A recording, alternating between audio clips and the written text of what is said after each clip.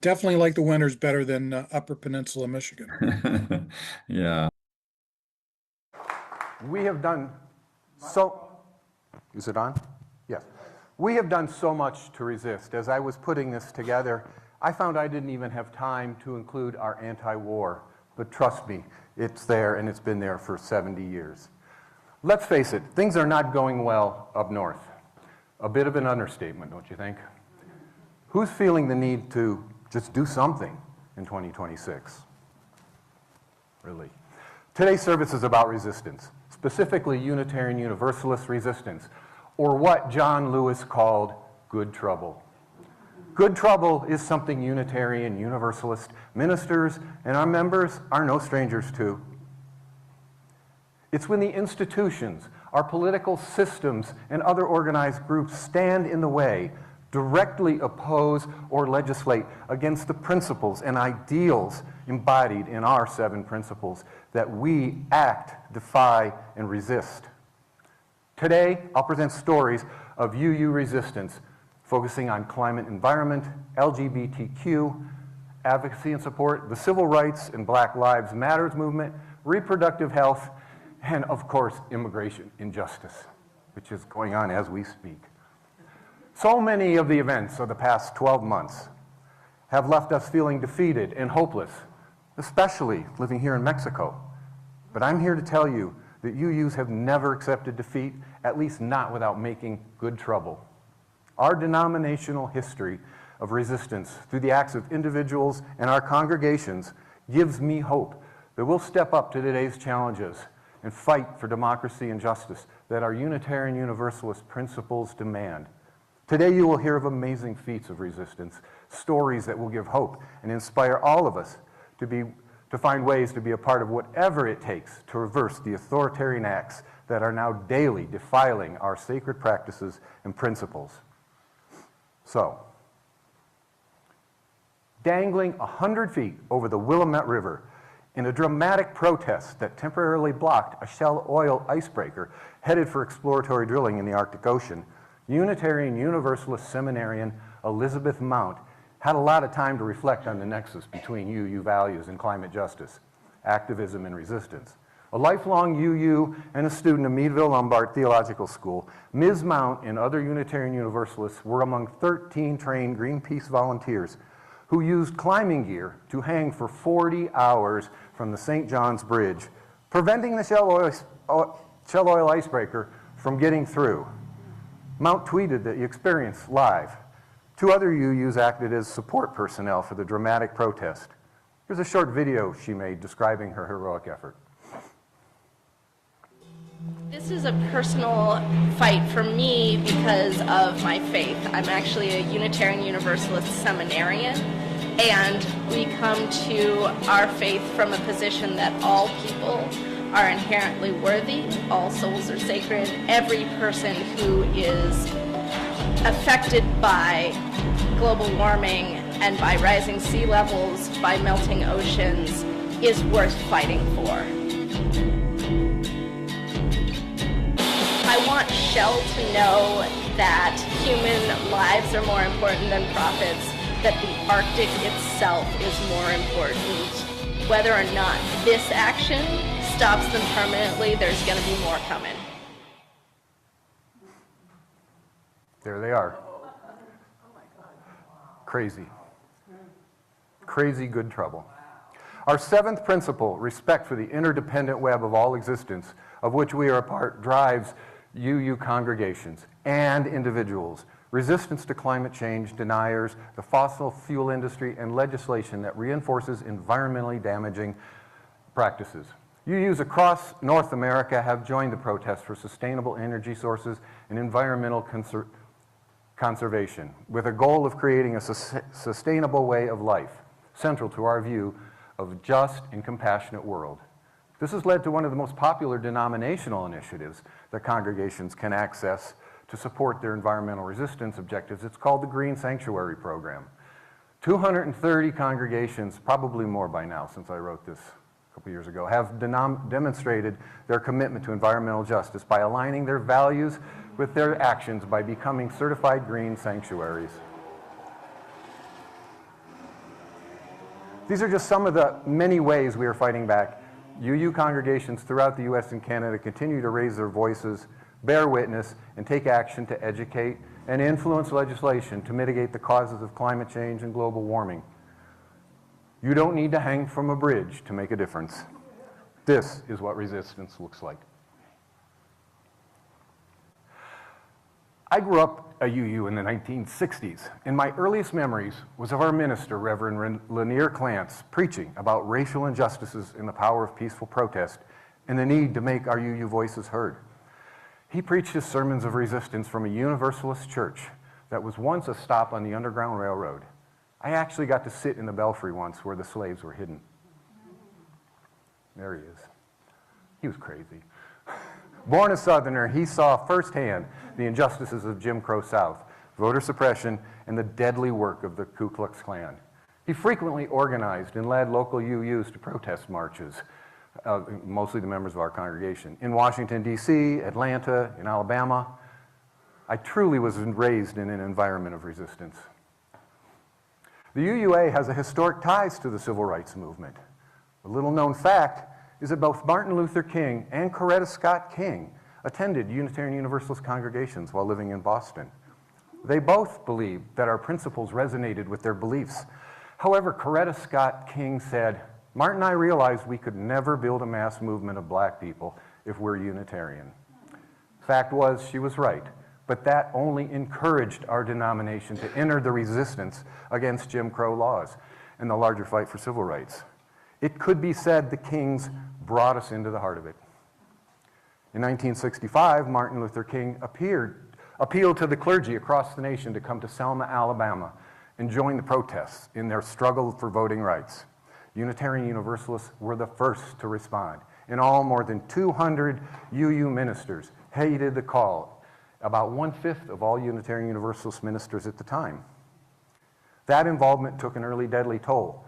Two of the first victims of the violence were the Reverend James Reed and Viola Graglioso, Unitarian Universalists and white civil rights activists, killed in Selma, Alabama in March 1965 by the KKK. After these events, the UUA moved its annual board meeting to Selma, where in coordination with Dr. King, they identified how we could best lend our voices to the movement. As a result, UU ministers and congregants actively participated by preaching sermons, marching alongside civil rights leaders, and participating on Freedom Riders with Freedom Riders. UU involvement with civil rights, however, did not just start with the King's call to action. It was in the 1960s. In the 1950s, scattering of UU congregations making their presence known and voices heard in the South, and to no surprise, the white power structure did not welcome their presence whatsoever.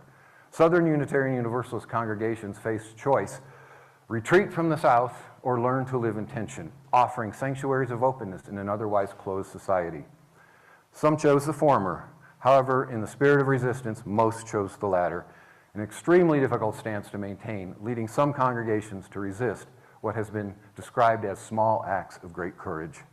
These radical congregations and their ministers were true heroes. They stood tall when it would have been easy to just keep their heads down. They lived and mostly thrived in places that most of their cohorts avoided, some at grave danger. Here's how Reverend Gordon Gibson summarized their impact during the time of chaos and change in the South. This is the Reverend. What these stories of congregations, stories of individuals, stories of acts small and large of great courage, what these stories do mean is that Unitarian Universalists often provided early crack in the closed society of the white South. In response to an ideology that depicted some people as of great worth and others of little worth, we proclaim the worth and dignity of all persons. Providing a crack in a closed society to initiate change has been an ongoing theme in the story of Unitarian Universalist resistance. And 60 years later, here we are, still upholding the resistance. UU congregations, not only in the South, but across the country, continue to challenge oppression against race manifested through voter suppression and criminal injustice and police brutality. Much of this effort has recently evolved around the Black Lives Matter movement. The UUA has fully embraced support for this movement. Here are some powerful images of UU support, and notice the vandalization on some of the signs.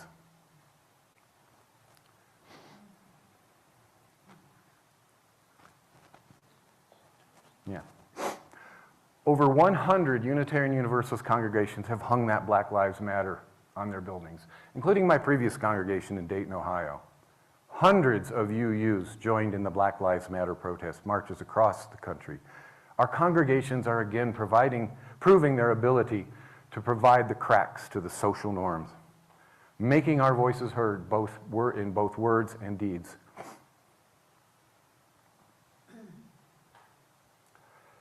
In 1969, UU minister James Stoll became the first ordained minister of a religious group to come out as gay. He spent the next year writing articles about gay rights and delivered guest sermons at several churches. He all but put the important first stake in the ground for UUs, again, that critical crack in social norms. At the 1970 General Assembly in Seattle, UUA delegates passed a resolution condemning discrimination against homosexuals and bisexuals. Since 1970 to this day, there have been additional UUA resolutions supporting people regardless of their sexual orientation. The UUA has officially supported its clergy performing services of union between same-sex couples since 1984 and has supported same-sex marriage since 1996. In 1988, the first openly transgender person was ordained as a UU minister, and in 2002, Sean Dennison became the first openly transgender person to be called to serve a UU congregation in Salt Lake City, no less. Take that.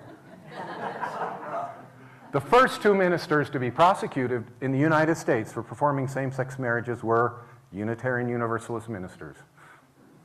Ministers Kay Greenleaf of Poughkeepsie and Don Sengray of Bedford Hills were charged with misdemeanor counts of solemnizing marriages without licenses for performing same-sex weddings for 13 couples in Paltz, New York. Fortunately, all the charges against the two ministers were eventually dropped. No other denomination has done more to advocate, legislate, and fight for LGBTQ justice than the Unitarian Universalists, beginning in the 1970s and continuing to today with the Side with Love advocacy initiative, most visibly recognized at protest gatherings by the bright yellow Side with Love shirts. There they are. UU clergy in our congregations have had a disproportionately large and lasting impact on the lives of the LGBTQ community. Thousands of same-sex unions and marriages have now been performed by our clergy over the past 5 decades. We have consistently provided a safe space for couples to share and celebrate their love when they were being turned away everywhere else. These actions, again, have not come without a cost. Our churches have been targeted by hate groups, clergy threatened, property damage, and in the tragic case of the Tennessee Valley UU Church of Knoxville, congregants gunned down in their own sanctuary. But despite all the political opposition, the death threats and the murders, for one brief moment, who could forget when we finally saw a glimmer of justice, when the Supreme Court ruled in favor of same-sex marriages? It was a glorious moment, and I will never forget the image of the White House emblazoned in rainbow colors. Yet, we must continue to resist. With the fall of Roe v. Wade, the right of same-sex marriage has never been more at risk being overturned by the illegitimate right-wing Supreme Court of the U.S. UUs have been advocating, protesting, marching, and resisting anti-reproductive health initiatives and legislation long before Roe v. Wade. Ours is a long history of organizing, establishing, and defending reproductive rights. The UUA passed its first statement supporting the right to choose abortion as far back as 1963.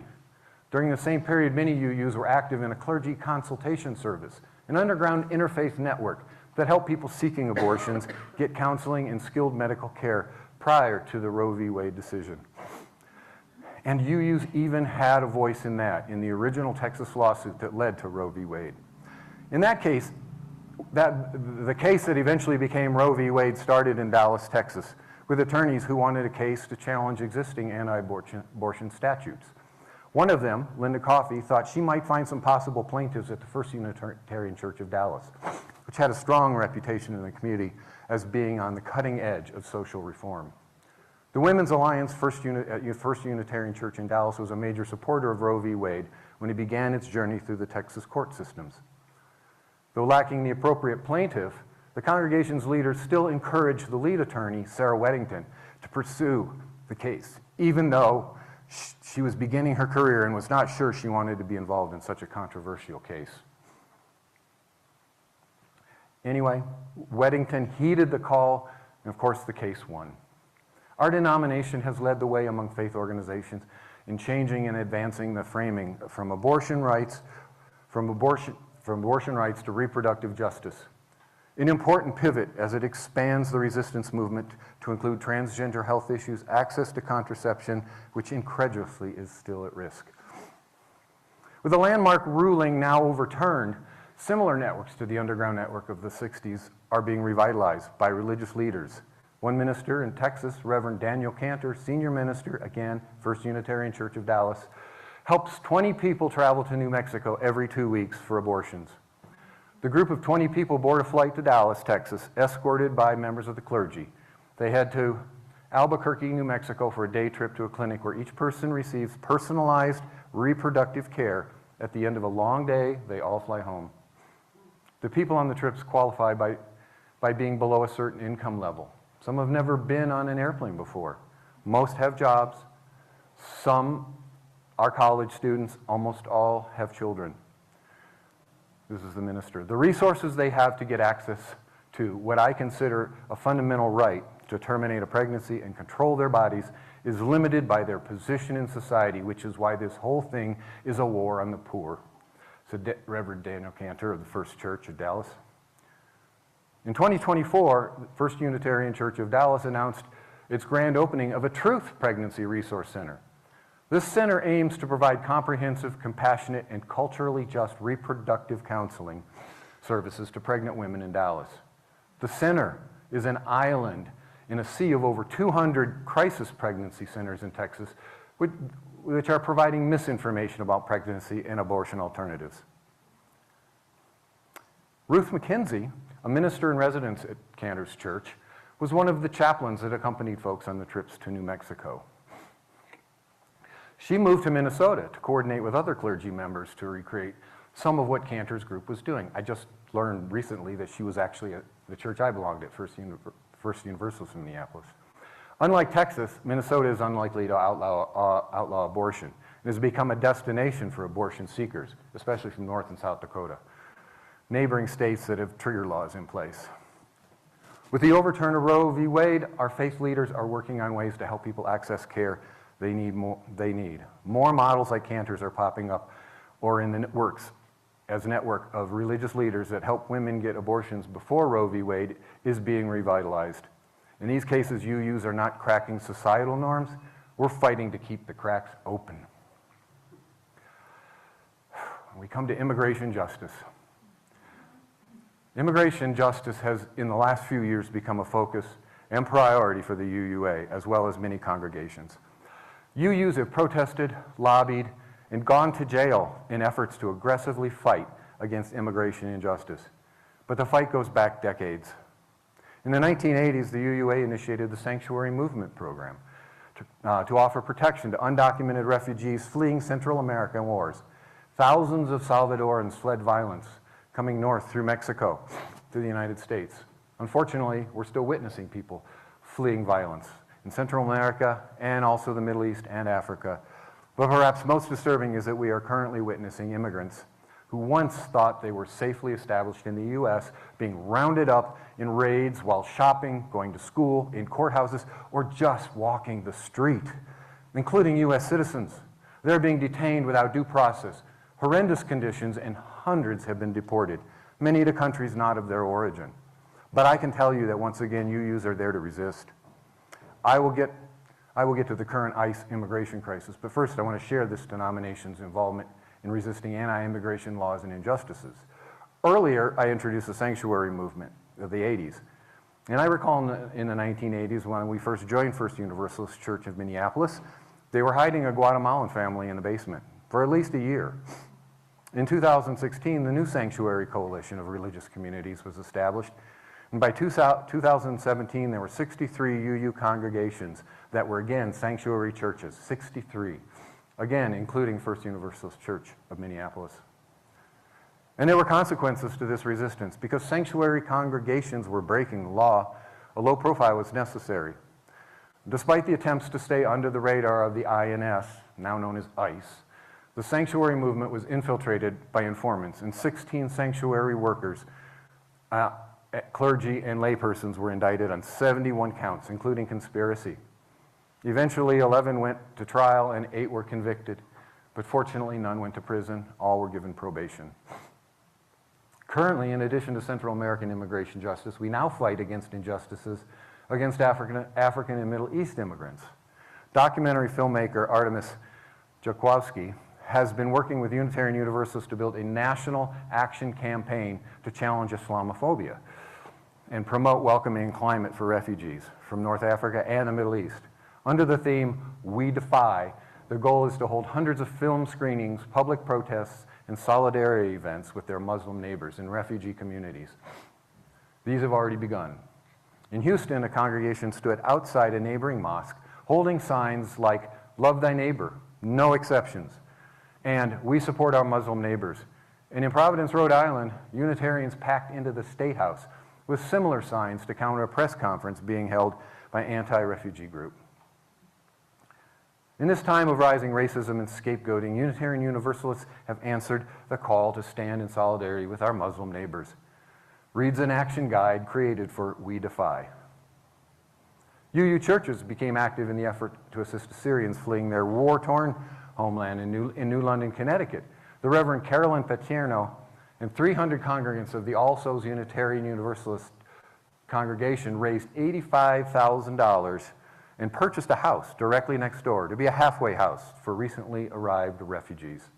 This was before the horrors of the newly empowered, excessively funded ICE. I believe they now have a larger budget than the entire Homeland Security Department, but UUs are stepping up and stepping out to resist.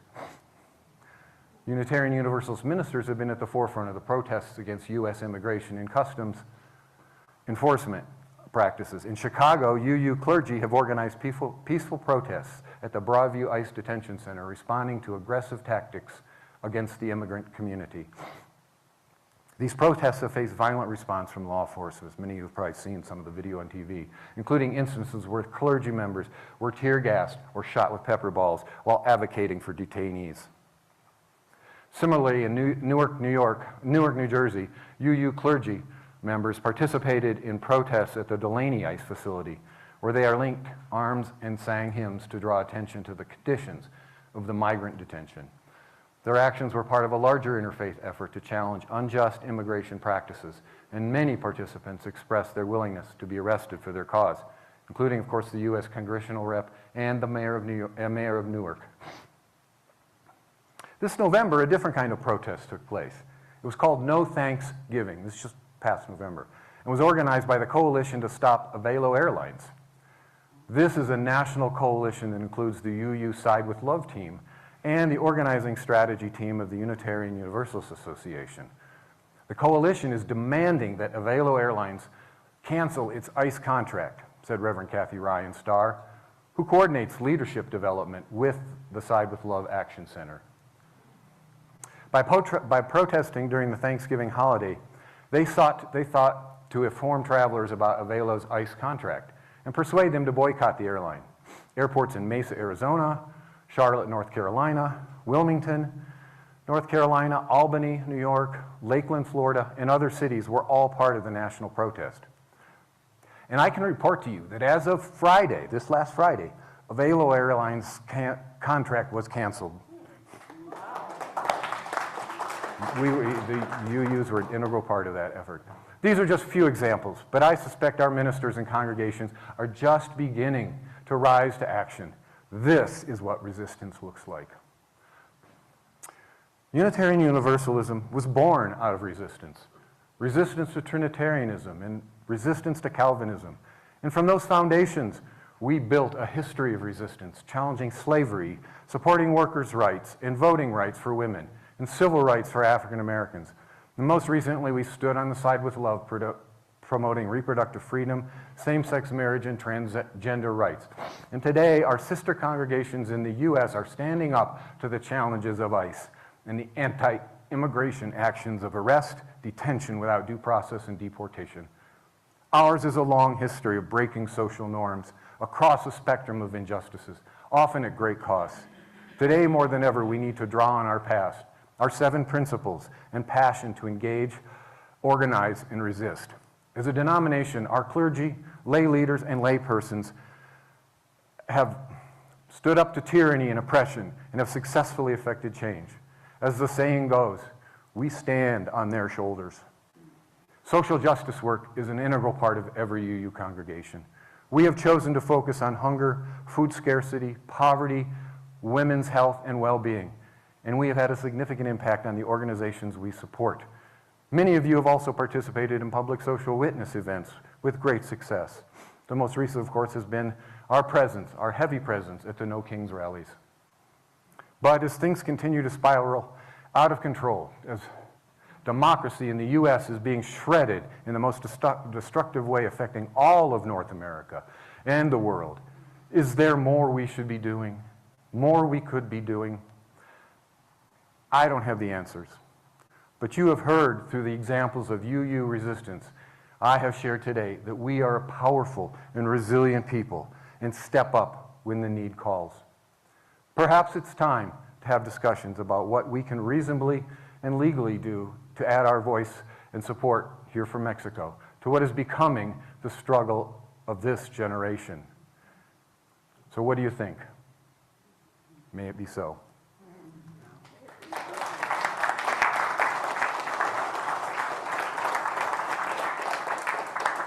Our closing